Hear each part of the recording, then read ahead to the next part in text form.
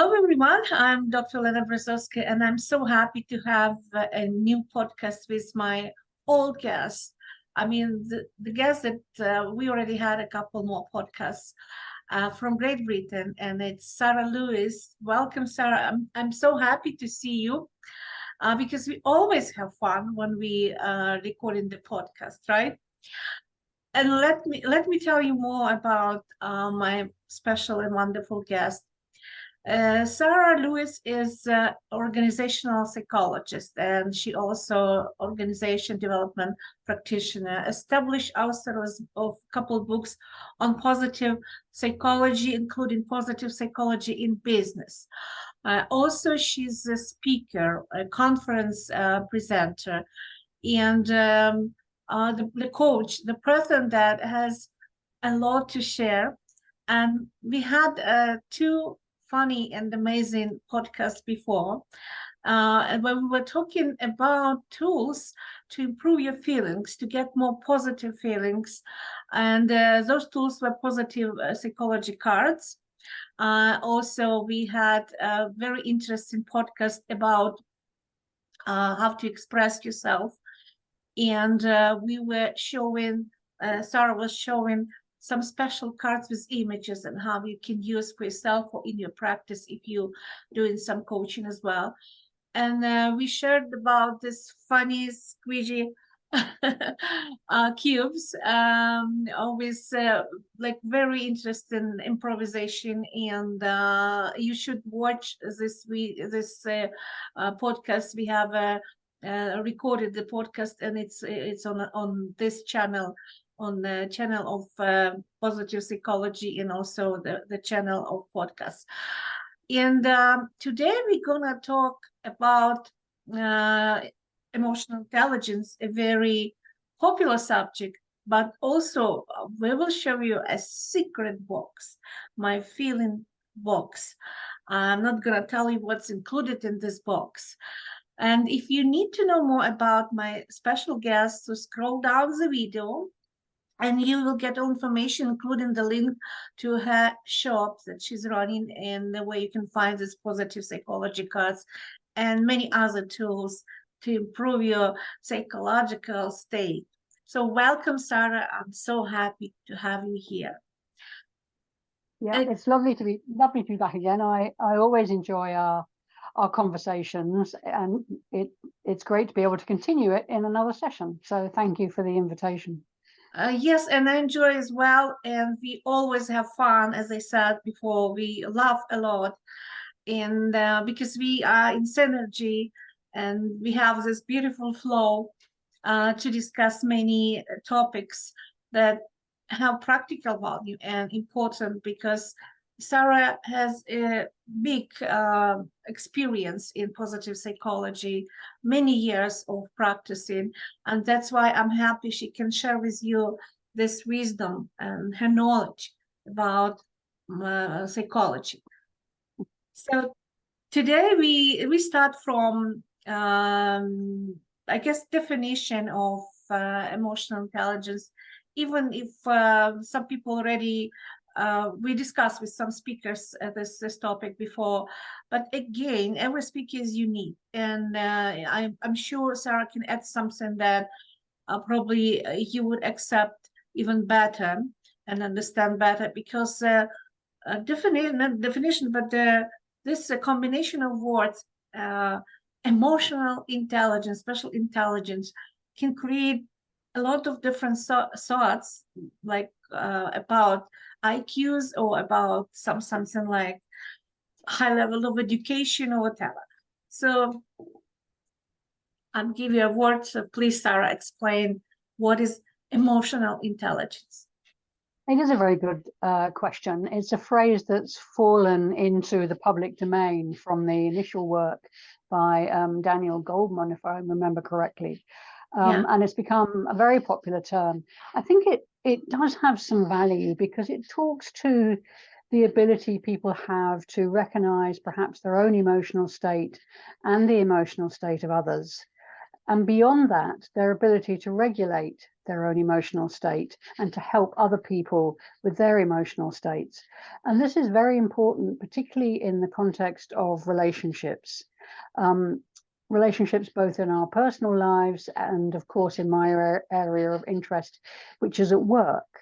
So, for example, when I'm working with managers, perhaps, around a topic like how to have a courageous conversation, how to have a difficult conversation with one of their colleagues or one of their staff, it's always very clear to me that there are two elements to this conversation. One is the information that you want to get across, but the other is how do we maintain a good personal relationship, even as we deal with a difficult topic or a difficult piece of information.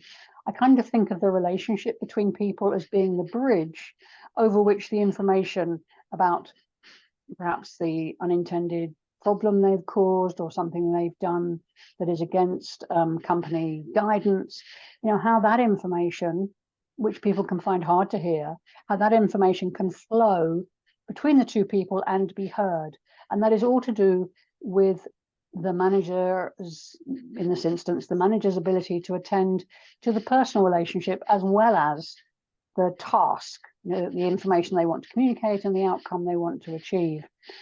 And a lot of that is dependent on their ability to read the emotional shifts in the moment, to notice when someone is starting to close down, to notice when someone is having an emotional reaction of any sort to what they're saying, but also to notice when they're getting caught up in their own emotion. It's the classic case of, and I'm not always able to follow this advice myself, I have to say, but not to do things in the heat of the moment, but to take a little while to reflect and actually think about what the issue was and how come it affected you the way it did, and what is the actual shift or change in the world that you want to achieve, and therefore what's the best way to go about it. But all of these abilities depend on what we tend to term people's kind of emotional intelligence. So that for me is what it's about. It's about how good we are at recognizing our own emotional states, the internal cues that our physiology, and you'll know more about this, I'm sure, our physiology and our body give us, that something is either pleasing and exciting us or is upsetting and disturbing us. And then being able to translate that into words and action in a way that ameliorate things, move the situation forward, allow us to use that information, and ultimately, of course, to return to a state of feeling good. And similarly, our ability to read some of that in other people and perhaps recognize, amplify to them how it looks as if they're feeling. We can never tell anybody else how they feel, but we can say, we can share our perception of what might be going on for them. And again, usually we're working to help people find a way back to an emotional state that is good for them and that they find pleasant and enjoyable. So I don't know how your understanding would agree or disagree with that. No, I agree with you. And actually, I'm glad that you mentioned about relationship and how it's important to read emotions and reaction of people on your words, or even like your own reaction, because I can say easily that when we have some problem, we stop seeing the opponent. It's not even right word, but the person, we feel like we have some problem with. We usually put a negative emotion in front of us, like a curtain on a window, and then we start seeing differently.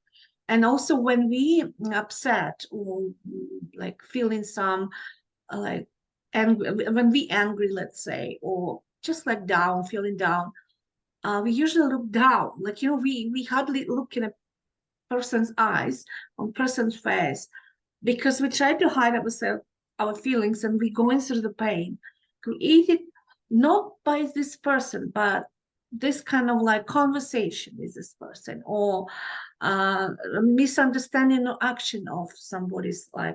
There's so many reasons why we feel down and why we feel negative. And then we try to blame this person. So instead of solving the problem and discuss what's happened quite often, and I would say it doesn't depend on age, but very, very often, we prejudge these people and we start thinking negatively. We afraid to be humiliated or afraid to be punished, and we become angry before even we open the mouth and start talking. So we have this veil that motivates our action as well, and then we cannot see ourselves.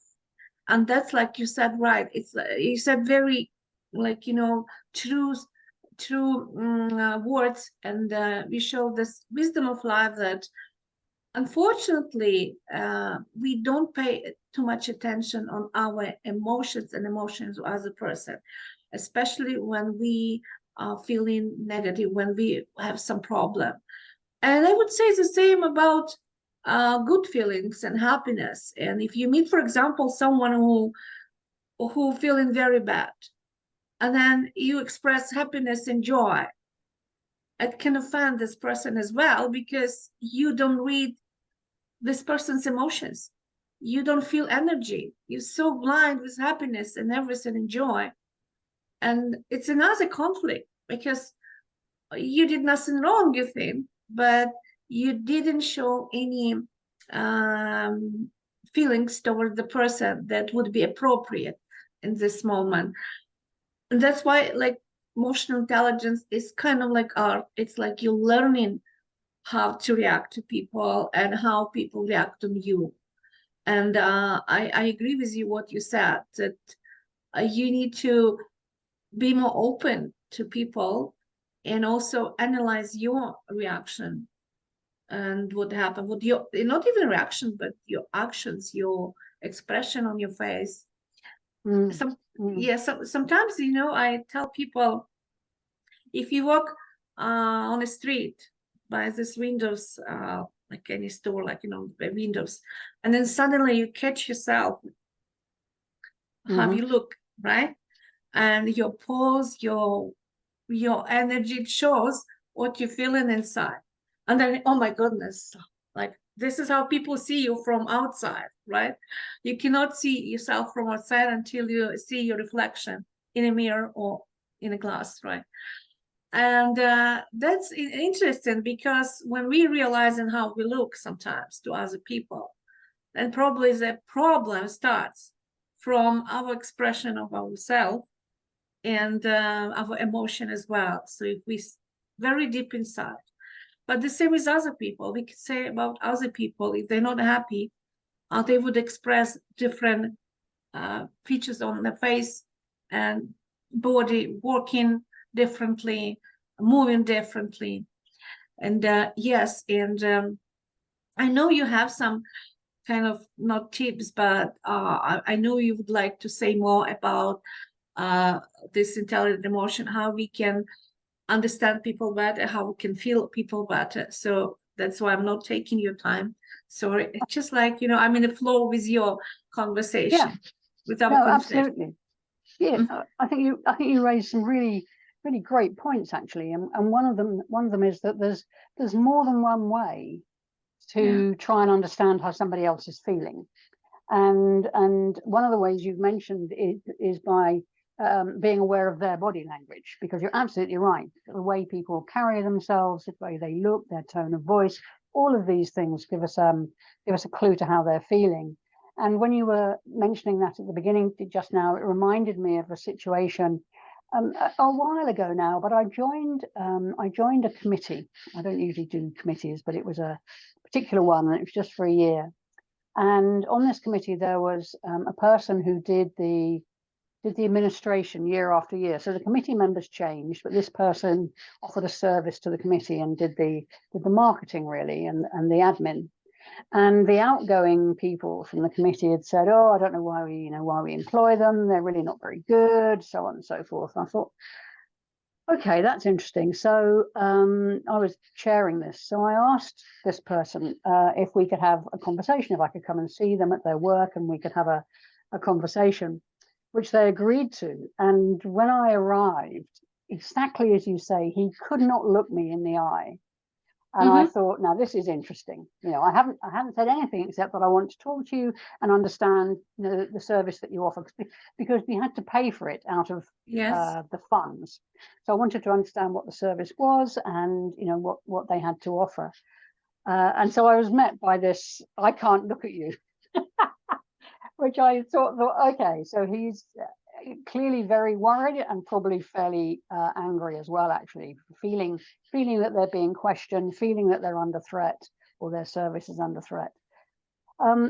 So we carried on, and I stuck to my objective, and we had this conversation, and at the end of it, I was so impressed by the work that they did and the enthusiasm they had for the project and their commitment to the success of the project. And although I could understand why other people had seen the situation differently, taking the time to inquire and pushing through, if I can put it that way, this sort of barrier that went up, which was, I really don't want to talk to you or tell you anything, but I have to. We formed a really, really strong relationship after that, and we had a fantastic time on the committee, and you know, everybody was able to appreciate what they had to offer because I could bring it more into the light, understanding myself. And it was just an example of one of those situations where the signals are, go away, I don't want to talk to you.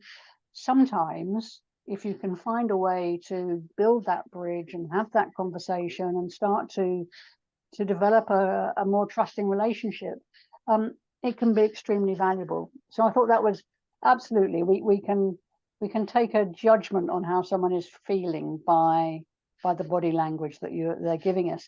But I thought the point that you raised, that sometimes our own good feelings can get in the way of feeling empathetic for other people. Yeah, I absolutely echo that. And again, I'm telling stories against myself. I know when I am really bursting with vitality and energy and feeling good and so on, I can find it quite hard if something happens to somebody that stops me in my tracks. So I was on a walk with somebody. I like to do long distance.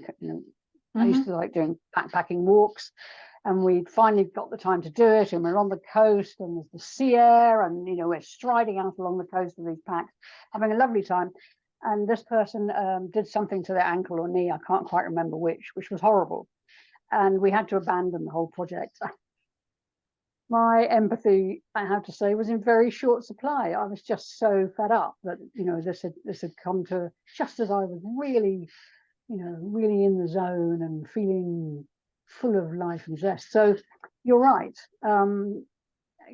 Emotions, and this is the sort of thing we kind of need to recognize, that this is hindering my ability to empathize with this person. I'm so consumed by my own state of feeling that I can't really empathize with theirs. And of course that happens when we're feeling very low as well. It's very hard for us to really connect with other people. Sylvia Plath very famously wrote the book called The Bell Jar. The idea that when you're very depressed, it just feels as if you are under this bell jar. You cannot connect with anybody else. I agree with you. It's exactly the feelings, like we feel ourselves like inside of our own, not even a box, but a shell, like eggshell, right? So, and sometimes I just like feel like I'm covering myself with this shell because I want to find peace, let's say, and find some like energy balance, balance of emotions. And if we don't express ourselves properly, especially under certain circumstances, without understanding what the person we talk to feels, or the person we meet, let's say, and then we will have a problem, because we don't have any kind of like balance between energies, between emotional condition. Coming back to this boss and employee relationship, I learned that right from the beginning, when you look at the boss or your boss or somebody who's on the top of you, and who's this decision very important for you, because it depends if you get this job, this position, or promotion, or etc. So I learned that I look at these old people, like bosses and chefs and whatever. I look like they human being, and the same like me. And this position might be temporary. It's just the position they have at the moment that they can, uh, change the life of people because they have ability to change the life, given job, firing, or whatever. And when I was entering the office, I was smiling, even if I knew that it's very important for me to get this, let's say. But I was smiling and I said, "Hi, how are you?" And I realized through the years, if you don't show the fear, if you don't stand in like a victim of abuse, future abuse, because you don't know, probably you think, oh, he's going to abuse me with this anger, So if you don't show the fear, if you understand it's a human being, could be sick with fatal disease, could have problem at home with his wife or husband, could have a sick child, so it's a human being. We just see here at work. Yes, here at work we could be angry or looking like very serious, but it's just a human being. And I start thinking like that. So whenever I was entering any level of let's say offices, meeting with all these people who by work is higher, on a higher level than me, let's say this way, or business. And I never had this fear anymore, because I said, I usually say he's or she, she's just a human being. And I start getting much easier what I wanted, or accepted much easier. Because if we think this is a human being, we accept negative emotions and negative feelings as well. We think, okay, maybe this person woke up and something bad happened. And it also disconnects this person from hurting you. Because when the person sees smile or doesn't feel that you on a lower level because you just like employee, and then this person has I think from psychological point of view, there is no rapport, there is no connection, that this person can surprise you more. And again, your smile, your attitude opens the door for conversation. And even if you don't get what you want, but at least you will not be hurt so much, and you will not allow this person to humiliate you, to kind of abuse you and feel you like bad. And another what actually I learned, like another rule I use, if I feel that the person tried to abuse me psychologically, for example, like verbally, then I easily can interrupt and say, excuse me, I didn't come to feel low, to feel negative into your office. I came to discuss the problem or discuss this question. And then actually works very well, because when you say the word abuse or similar, similar words, then it's affect the boss, it's affect this person, because they don't want to be called this name, like abuser. And then they start kind of like calming down, understanding that they showing wrong attitude towards me or somebody else. So I'm not afraid to say right in front of this person that I never call this person abusive, but I said, sorry, I didn't come to hear so much negative words, and I just want to solve a problem. And it started working. So it started working without abusing this angry person, much better than I would say, you know who you are, and you know, like, or who gave you the right to yell at me? No, it doesn't work. And yes, it's intelligence to work with your emotions and find the keys that you can use in your life that work perfectly for you. Maybe for other people it wouldn't work. For me, it works perfectly. And that's why I hardly had any conflict with people. And not because I'm reading the emotion, whatever. I just like, this is a human being. Had some problem maybe. That's just calm down. Don't react like, psh, you know. Yeah, it's very good. I mean, clearly there's a number of things going on there. One is you are humanizing the other person, absolutely. But what I really like is the sophistication of first of all, being able to identify what's happening for you in terms of how this conversation is making you feel. But then you're very quickly turning that into something cognitive that you can work with. So rather, exactly as you say, rather than being fueled by the raw emotion, you can identify it, think, this isn't what I want. I know what I do want. How do I work with this person to get us back to where I want to be? And with this person, the best approach is going to be to state calmly and logically, this isn't what I came for. What I came for was this. Can we please discuss this, whatever it is? And a lot of people will react extremely well to that, absolutely, because you've taken the heat of your emotion kind of out of it. And that's a very much a part of the whole emotional intelligence abilities, is not only to know what's going on, but to be able to choose to some extent whether to show it or not, or how to show it. And of course, all of this is predicated on the idea that we have some understanding of emotional ranges and states, and not everybody does. And part of what I'm really interested in is how do you help people who, for whatever reason, are not particularly in touch with their own emotional state, and really have two kind of understandings of a state of being. I'm fine, I'm not fine. And that's almost as far as it goes. And when they're not fine, things happen because they just react, and bad things can follow on from that.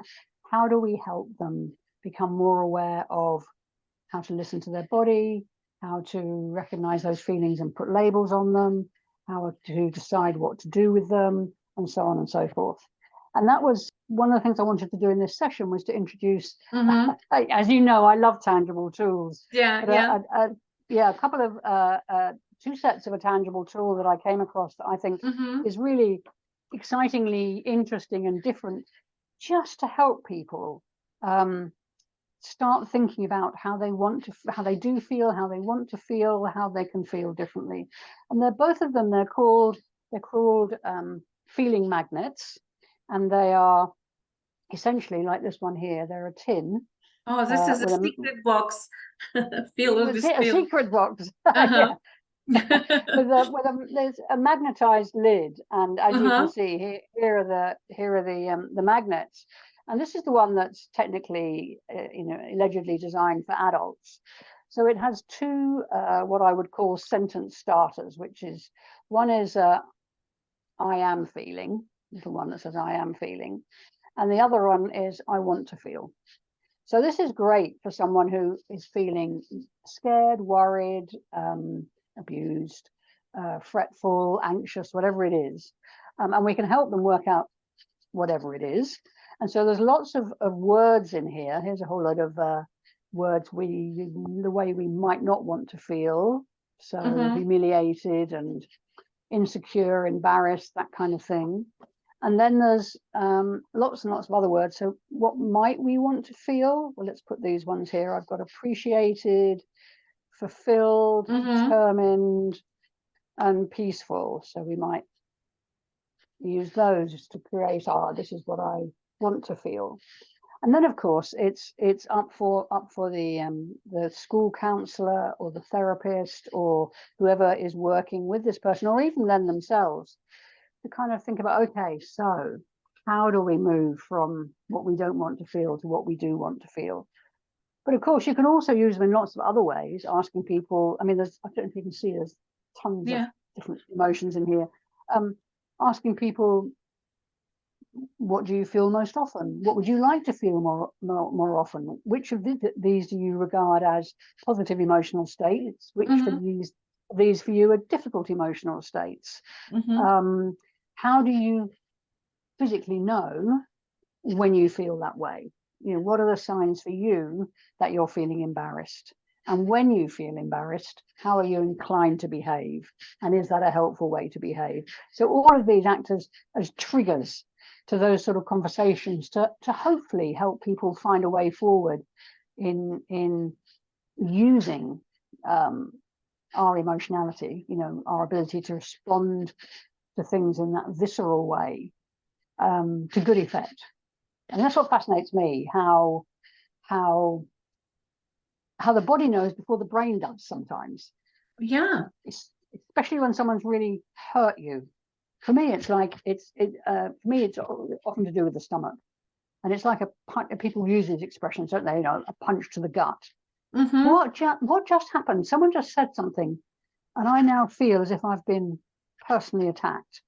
And you can't always work out immediately what it was that happened. So, yeah, go on. Sorry.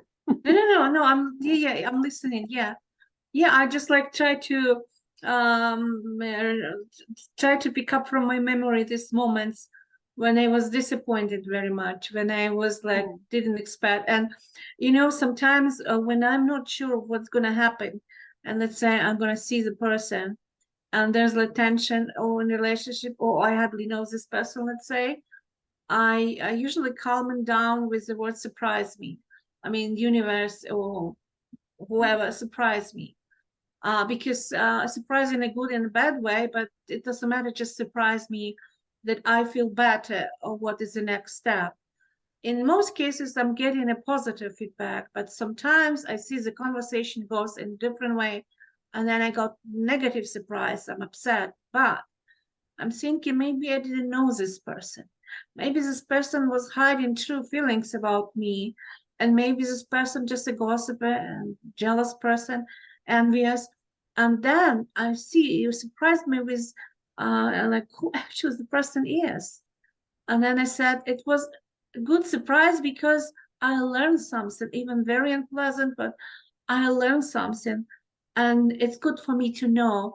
It's like, to have a friend that betrays you for years, and I ask you, what you would like to have? The friend who betrays you just for a couple of days and you figure out, or the person that betrays you for years and gossip about you behind your back, and then it's the same feelings, it's pain, but I would rather say I would like to know before than after this 15 years or 10 years, doesn't matter. So, I mean, as soon as I find out what's going on, it's better for me, first of all. And that's why I like different types of surprises. I'm grateful for good surprises. I'm grateful for bad surprises, but surprise, it gives you more clear picture. So this is game with magnets. It helps you to put your feelings in proper way. At the same time, it helps you to understand another person better and help this person. Yeah, so it's a good tool, I think. You always bring good tools like cards, cubes, magnets. What else do you have in your secret department? And it's interesting what you say, because you're absolutely right that our emotional reactions give us information about the world. Like the example you were giving gave us the information that perhaps this friend isn't as trustworthy as we had assumed or thought. But it certainly tells us, difficult emotions tell us that something is not right. Yeah. It's that information, something is not right, and that's the fuel for us to do something about it. The trick, of course, is not to get lost in the emotion, but to think, aha, I need to do something about this. For me personally, when I've been in a conversation and something's gone wrong and I've come out feeling vulnerable in some way, and that somehow I was attacked, I personally have found because I'm not quick enough in the moment to work out what's going on. All I know is I'm having an emotional reaction and it's not a good one. So what I've often found is I have to think about it afterwards and try and work out exactly as you say what was going on, and precisely what it was that upset me, and then find the person and say, can we have a conversation? And then kind of wind the whole thing back and say, when you said this, I had this reaction, was that what you meant? And so on, and kind of try to rebuild the bridge. And very often it's been a lack of synchronized meaning making, that what I heard and what they meant weren't the same thing, or they may have meant something that I did hear, but they didn't express it very clearly, and therefore all I got was the the hurt. I didn't get the actual message about what needed to be done or what the issue was or so on. And so we can sort all that out. And I do remember actually one time I was supervising some people, and it was a very stressful time in the organization. And I had the supervision session with this person, as I usually did. And as far as I knew, it had just been a perfectly straightforward supervision session. But she asked to speak to me afterwards, and she said, I don't know what the matter was with you. You know, I just came away feeling so hurt and bruised and and I was oblivious to having said anything out of turn. But the fact of the matter was, I was so full. My brain was so full of other businessy things and stressful things. Mm-hmm. I mean, this was a long time ago. This was a long time ago, I hasten to add. I was a lot younger and naive, more naive, but that I was in no situation to really attend well to somebody else. And so that is what had happened. We'd had a cognitive conversation, but the emotional connection, the relational connection, as far as she was concerned, and she was right, was missing. And that meant that the top conversation, if I can put it that way, was not connecting well from her point of view. You know, she didn't feel that she'd really been heard. She didn't feel I was really listening, and she didn't feel really understood. And I think that's all probably absolutely right, because at that point, I didn't really have the capacity to be able to do that. And that's one of those lessons you learn along the way. If you're working with people in that kind of situation, whether it's as a supervisor or a manager or a, counselor, coach, whatever, you do have to show up in a receptive state. You know, somehow you have to clear the mind sufficiently you can really attend to the person in front of you. It's true. And, when we can divide people into groups, it's like strangers for us. Let's say we do know these people very well. And then people we like close to us, like friends, some relatives, some co-workers. And because of this specific relation, you start trusting them. You kind of like put your guard on a lower level, trusting these people. So if we don't know reaction of a stranger, let's say, because we never seen the stranger before, we hardly talk to the stranger, right? Or with the closest people, unfortunately, we can see the differences in their attitude and their emotional condition, and also we can see some results, and then we understand something going wrong. And especially when it comes to us, our relationship with these people. And I found that the closest people, when they caught on something wrong, many of them trying to run away from talking about this. It means they know they're doing something wrong, because if you think you're doing right, you would say, let's discuss it. I'm open for discussion, right? And then they found a very interesting kind of coverage. They say, I'm not a scandalist. I don't like scandals. I try to avoid any scandals. And then run away. And first I was thinking, then who is a scandalist? Me, that want to talk openly and discuss, right? But then I realized that actually the people who run away from conversation, they are guilty. I mean, they did something wrong, and they're afraid to be caught on, like, doing this wrong. They know they did something wrong, because if you're sure, even if you're mistaken, let's say you did something and it wasn't a good idea, but you were sure that you're doing something right, something good, so you would be open for discussion if you're not afraid to solve the problem and have nice relationship with this person again. And it's also like, I learned that, because my strength character is forgiveness. It's like very powerful part of my life. I found that I was like given the many chances to people, a lot of chances to forgive and everything. And it also damaged me in a way that I see the reaction that I forgive, and the people do the same, even they more like, okay, if she forgave once, then she could forgive another, like the second time. And then I was thinking that forgiveness, it's my weakness, it's not my strength, because I'm forgiven too much, too often, and given too many chances to people. But only with time, because to be intelligent with your emotion, only with time you start understanding that if your feelings If you have some negative emotion, pay attention at them at once, and don't, like, you know, think that you're mistaken, and don't say that you cause this emotion, you guilty, because this is all the time when we think something like that, maybe we are guilty. So don't justify people trying to unjustify yourself and call yourself, like, you know, the cause of the problem.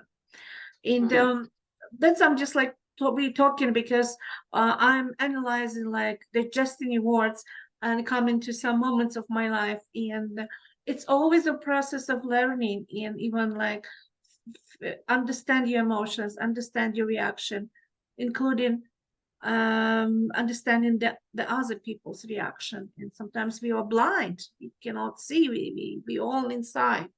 Yeah, absolutely. And I just want to, I know we've got to finish fairly soon. I did just want to mention that there is a version of the feeling magnets that's designed for children or young Yeah. people. So it's a lot more colorful and fun. And it has some different prompt cards, including the one couple I particularly like on this side here. They might be feeling, because of course young children get into tangles with their friends like everybody else. So you know, this can help them to start thinking about that. And then what is their emotional superpower? And this is really interesting in terms of what you were saying about forgiveness, because forgiveness is a hugely important thing, and it is an emotional superpower. But like all strengths, exactly as you were saying, it has to be used effectively, you know, in the right place to the right amount.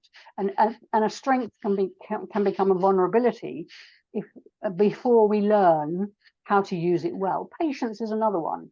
Endless patience is great in many situations, but it can leave you hanging and hanging and hanging, as people just say, you know, just a little longer, I'll get to you, etc., etc. So how can we learn when it's a strength, when it's a superpower, and when actually it's going to work against us? You know, this is all part of the kind of emotional intelligence conversation, you know, understanding what our emotional superpowers are, but also how they can make us vulnerable, and therefore how can we best manage them.